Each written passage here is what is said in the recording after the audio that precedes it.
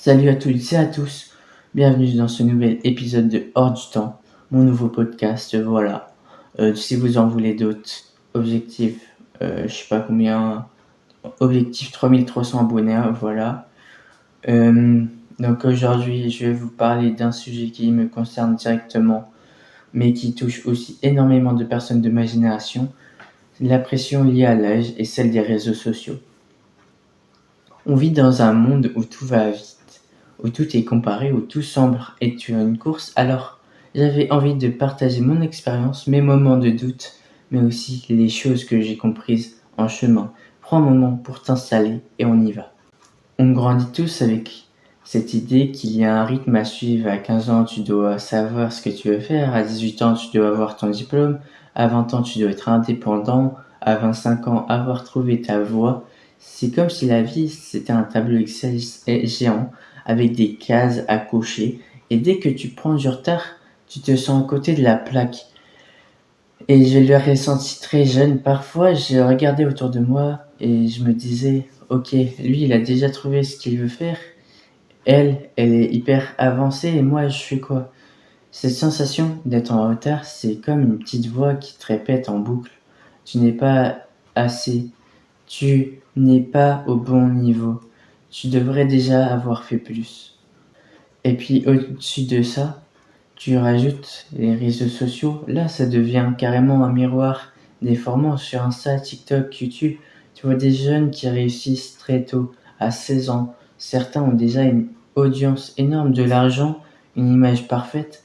Et toi, tu compares.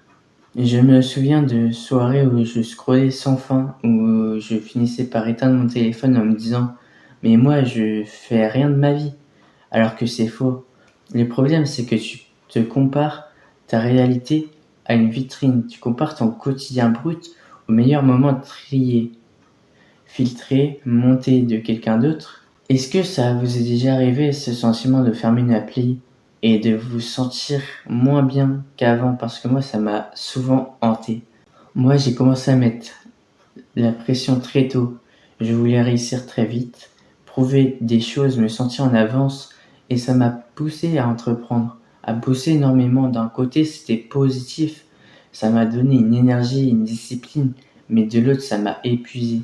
Il y a eu des moments où je ne vivais plus vraiment ma jeunesse.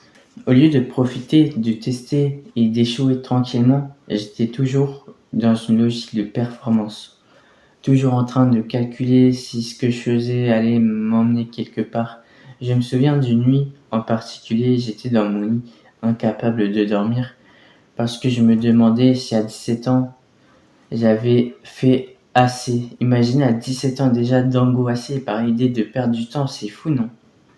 Quand tu regardes les autres, tu as toujours l'impression d'être moins bien, mais tu compares ton brouillon à leur version finale. Je vais être honnête, il y a eu des jours où je regardais des créateurs de contenu de mon âge qui avaient déjà explosé et je me disais, ok, je suis nul, je devrais arrêter. Mais avec du recul, je comprends qu'on ne part pas tous du même point. On n'a pas tous les mêmes moyens, les mêmes opportunités, les mêmes histoires et surtout on n'a pas tous les mêmes rythmes. Petit à petit, j'ai compris plusieurs choses. D'abord, l'âge, c'est juste un chiffre. Ce n'est pas parce que tu réussis à 16 ans que tu ne seras plus heureux qu'à 25 ans. Ensuite, les réseaux montrent une seule façade. Tu ne sais pas ce qu'il y a derrière les sourires et les voyages. Enfin, ton rythme est unique.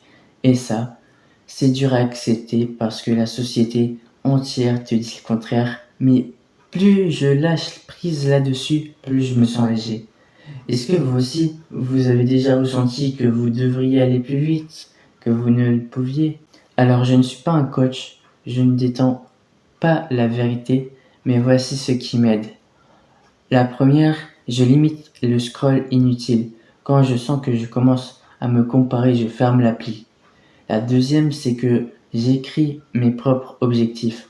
Pas ceux dictés par la société ou les autres, mais ce que moi je veux. Et la troisième, accepter le temps, se rappeler que chaque étape a son importance. Alors même les moments les plus lents. Voilà. 4. Se féliciter des petites victoires. Arrêtez de ne voir que du noir. Arrêtez de voir ce qui manque et regardez aussi ce qui est déjà accompli. Ça peut paraître simple, mais ça change beaucoup de choses dans la tête. Alors voilà, la pression de l'âge et des réseaux sociaux que j'ai vécu, je la vis encore parfois, mais aujourd'hui j'essaye de me rappeler que je ne suis pas en retard, que je suis en train de construire mon histoire à mon rythme. Et toi qui écoutes, j'aimerais que tu retiennes ça. Tu n'as pas à courir après un âge ni une image. Tu n'es pas en retard, tu es en chemin. Merci d'avoir pris ce temps avec moi. Si cet épisode t'a parlé, partage-le ou viens m'écrire pour me raconter ton expérience et surtout avance à ton rythme. Toujours. Bon allez, si cette version vous a plu, n'hésitez pas à vous abonner. Pour un deuxième épisode, faites comme je l'ai dit au début, on va en faire un tous les 100 abonnés. Voilà. Donc let's go. Ciao les gars et merci.